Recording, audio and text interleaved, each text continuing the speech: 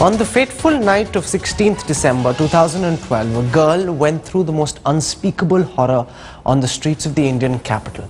Brutally assaulted, raped, stripped and thrown off a moving bus. Her fight continued for another 12 days. India took to the streets, outraged and united in a cry for justice. While she breathed her last in a Singapore hospital, India wept, still united in its cry for justice. Back then it seemed that this was the inception of a movement for change, that this was the tipping point. But a month later, Headlines Today tells you how brutality against women continues as if nothing had ever happened.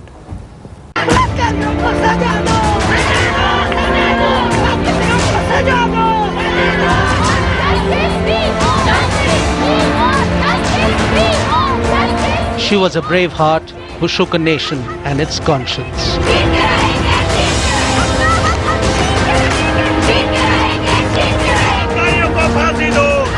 An entire country stood united, grieving, agitating, hoping for change. 5 cases that expose the ugly reality, and there are many more. The brutes are still out there, on the prowl for their next target. They are barging into homes, they are hunting on the streets, using the lure of jobs,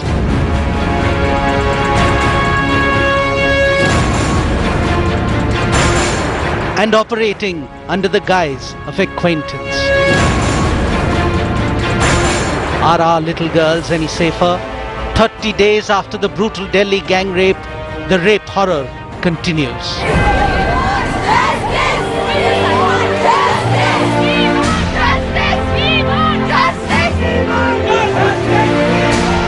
India pledged to not forget. We saluted the courage of Delhi's brave heart. But did she die in vain?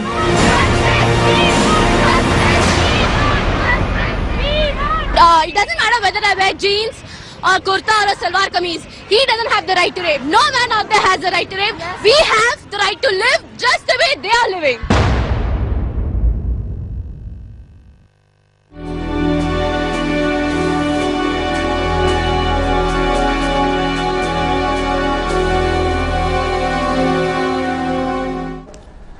It's exactly at about this time, 1 month ago, that a young couple got into an ill-fated bus. What happened next, the entire nation knows about. The question is, about 30 days later, have things in Delhi and across other cities changed? Are women feeling safer? Has that anger and outburst resulted in tangible improvements on the ground? That's the center stage face-off. Now, joining us on the show is Valerian Santos. He's the father of Mumbai braveheart Keenan Santos. He's seen anger build, he's also seen it dissipate. He's looking at this entire movement very, very closely. With me in the studio is model and socialite Amanpreet Wahi. We've got Pooja Bedi. She's got very strong views on this entire episode and the way it's panning out. Shazia Ilmi from the Aam Aadmi Party is also joining us. In just a moment from now, we'll be joined by the Joint Commissioner of Police for Delhi Police. I want to go across first to Amanpreet, somebody who's still roaming around in Delhi streets as a woman. Do you feel safer 30 days later? Do you think things have changed around you? I don't think, unfortunately, I don't think things have changed at all. It's almost like after such a big revolution, after the case totally shaking us up, I feel the government was just waiting for us to just calm down, go home and forget about the entire incident. I think they were scared of the public opinion, they were scared of the revolt, and that's why so many promises were made that this will go to the fast track and helpline numbers have been made. Whereas I read in the paper that 2 girls who were stuck on the, in the middle of a road, lonely, they tried those helpline numbers and they never worked. So nothing has changed. We are back to square one. The rape cases are happening every day. Unfortunately, they're getting stuck in the system, the law and order loopholes, the juveniles getting away with it. I mean, it's all a chaos. Shazia, do you share that? Because the system is clamped down. There is now an information deficit. The court hearings are happening in camera. The media cannot report this extensively. The case seems to be fading from public memory. At least that's what the government is hoping for. Do you think there's been such a clampdown that now nothing's changed on the ground and the government thinks it's getting away with it? Rahul, the stem is permeated far too deep. So a lot of strong measures need to be done. Now, whatever response we've seen, as we've seen from the judiciary, obviously it will take time. The police reforms will take a lot of time because the Act of Parliament has to be enacted to that effect. Now, having said that, what I don't see on the ground is the actual, when there's a complaint, when there any woman who feels unsafe, she wants to make a complaint, she'll dial the helpline number, she'll want to go to the cops. Now, where that is concerned, I don't see anything change at all. The first interface of any victim, survivor, anybody who wants to report a crime against women, against themselves, they don't know where to go. So what has been done? I would like to know concretely, forget the bigger campaigns, awareness campaigns, curriculum changes, police reforms. What has happened right now, the last 1 month, what steps have been taken by the Delhi police to ensure that the thanas and people who are there in the thanas, whether it's a SHO or even the other constables, how sensitized are they? Has anything been done at all to address the issue? Have they been hauled up? Have they been asked? Has there been some kind of training being done as to how to address these issues? What happens? Are they being videographed now at least? How many people come to you? Are FIRs reported? If FIRs are indeed reported, is there a follow-up? How is a complainant treated when she or he interacts with the cops? First interface I'm talking about, and I don't see any change there. Valerian Santos, are you concerned that as the anger dissipates, the Chalta Hai attitude will creep back once again? It happened in Mumbai, there was a lot of outrage and then everybody forgot all about the case. Do you think 1 month later we're at a juncture where that same threat now faces us, that maybe as people go back to their daily lives, get back to what they do usually, all of this momentum that got built up will get lost?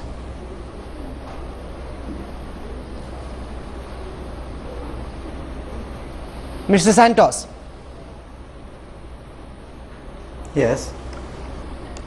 Do you think that there's been any change in the last 1 month, attitudinally, in the system? Do you think that things are changing, or do you think that now that the anger has dissipated, we are getting back to the same old Chalta Hai attitude? I'll tell you from experience that nothing has changed. It is a Chalta Hai attitude. It is just to put, when things happen, they just put pacify. It is like when a baby is crying, the mother puts pacify in the baby's mouth. So they just give promises. And after that promises, no follow-up is done. And nothing is done about it. This Chalta Hai or this time management system, what this our netas or our ministers or whoever concerned are using, they should stop you doing that. When you give a promise, try and fulfill it. And okay, here and there a few days, but not months and years. It is always the thing, they will promise but nothing happens. That's the same point that I want to come to, because water cannons were fired, tear gas shells were thrown at protesters, Section 144 was imposed, so several of the protesters went back home, Pooja. Do you think that the government bought itself time by sending the protesters back, by making these promises, and on the ground nothing really is changed? You know, and that, Rahul, is exactly what perturbs me, because why would our government want to be on the defensive, want things to die down? Why would they not want to be proactive? Why would they not want to come out in support of women and say that 50% of our country needs help, needs safety, needs safeguarding, needs their rights protected? You know, why on earth would our government want to always be on the defensive?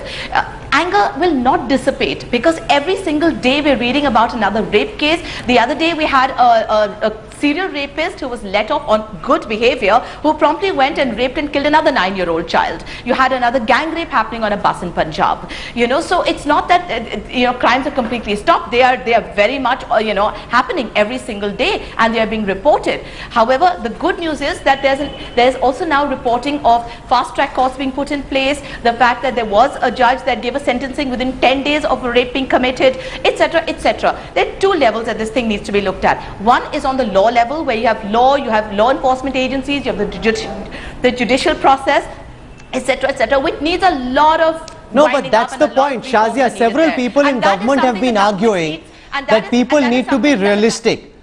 systems don't change in 1 month, attitudes can't be altered in 30 days. Therefore, people need to realize that the government is doing what it can realistically, and people need to bear with the government as it puts in place these new systems and measures. They don't have a magic wand.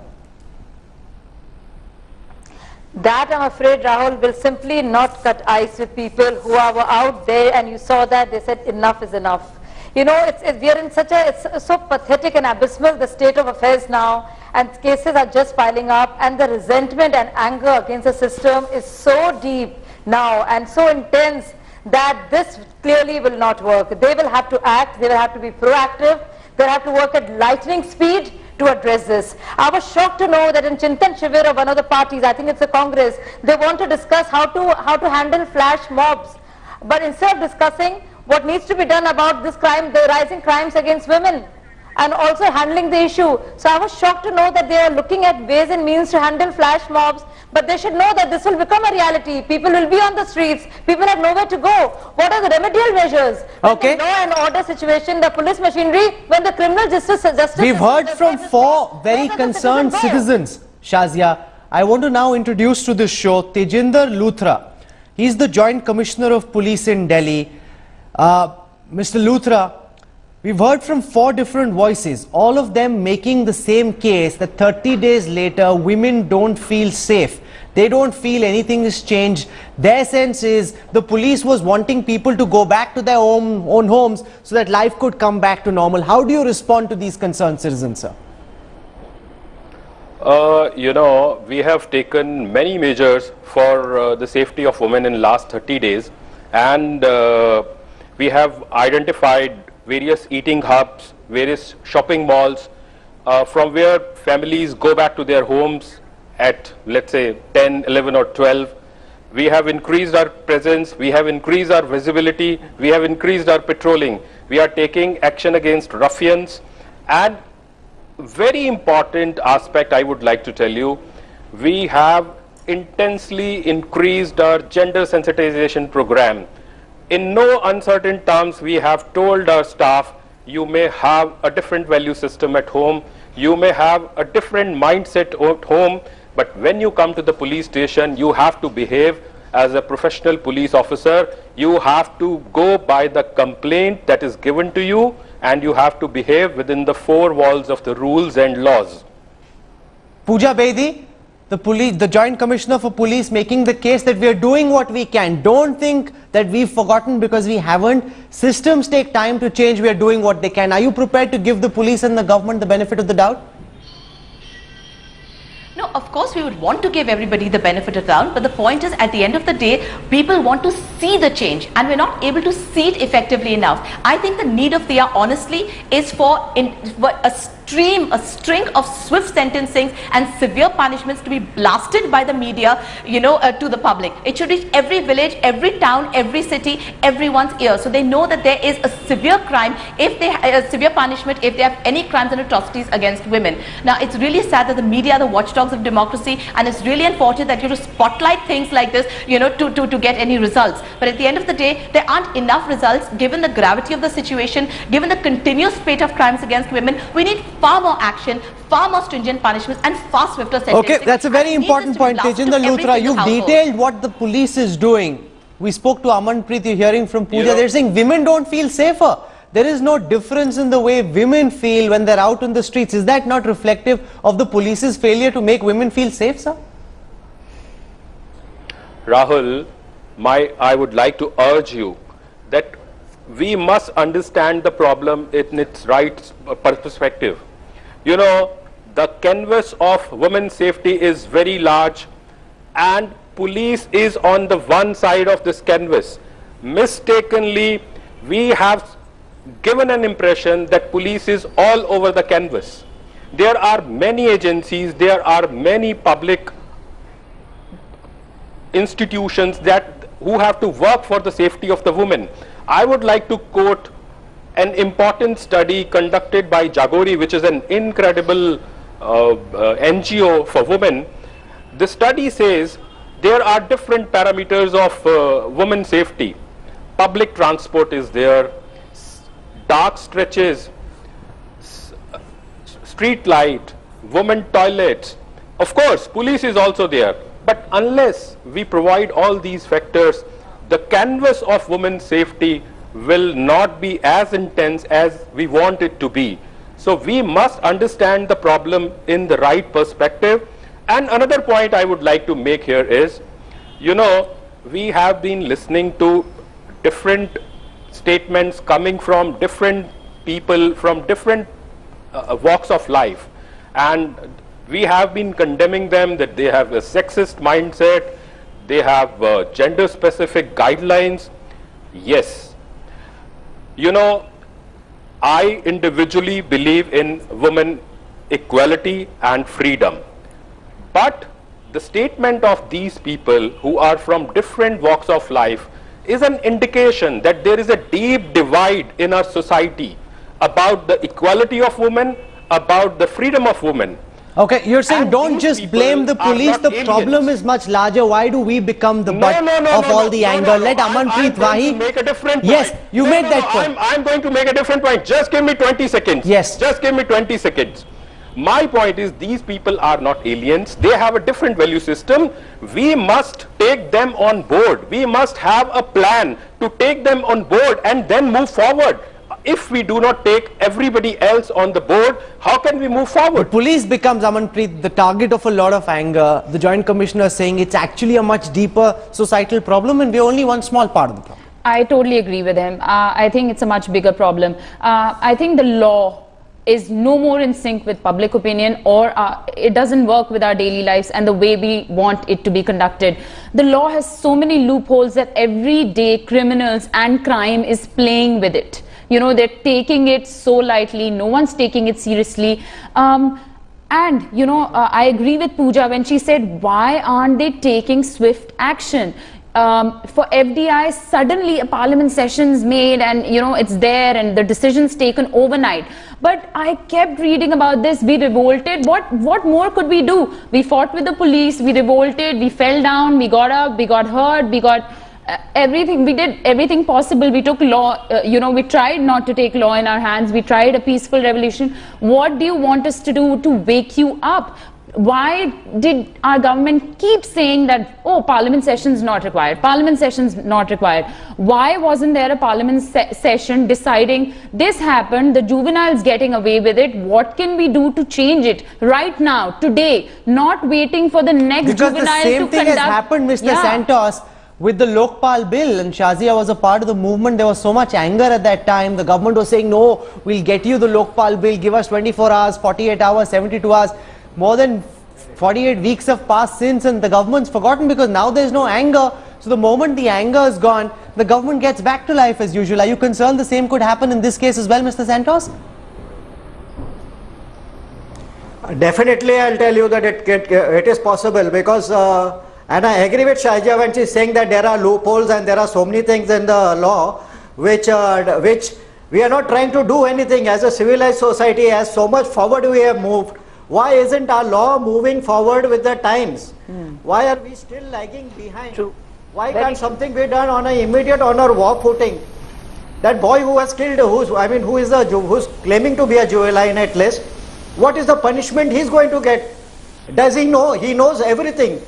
But when it comes to punishment, then he's saying that he's a underage. But if he's an underage, then why did you do all this thing? And now even if the law changes, he is not going to get the punishment because the crime happened before that.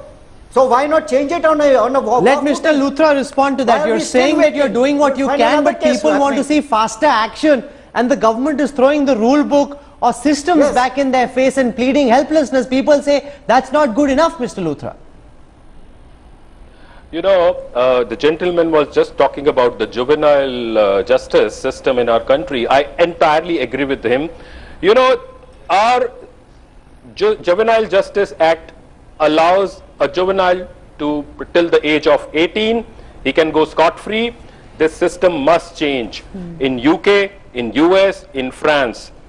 If you are between 16 and 18 and you have committed a heinous crime, you will go to regular court, you will go to regular trial, and you will go to regular jail.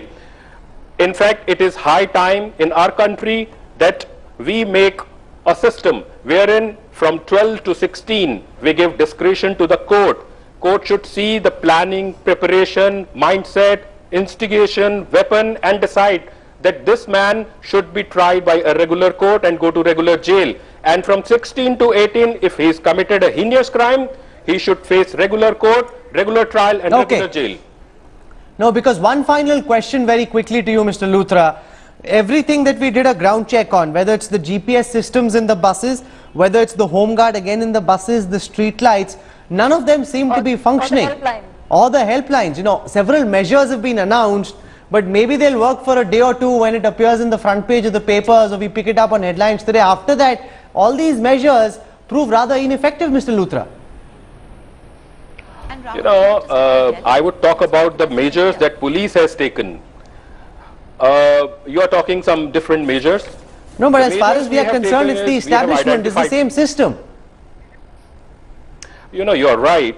And I believe the other parts of the establishment are also doing their best to put in best resources for the women's safety. But so far as police is concerned, we have increased our patrolling. We have drawn men from other units to put them on the roads.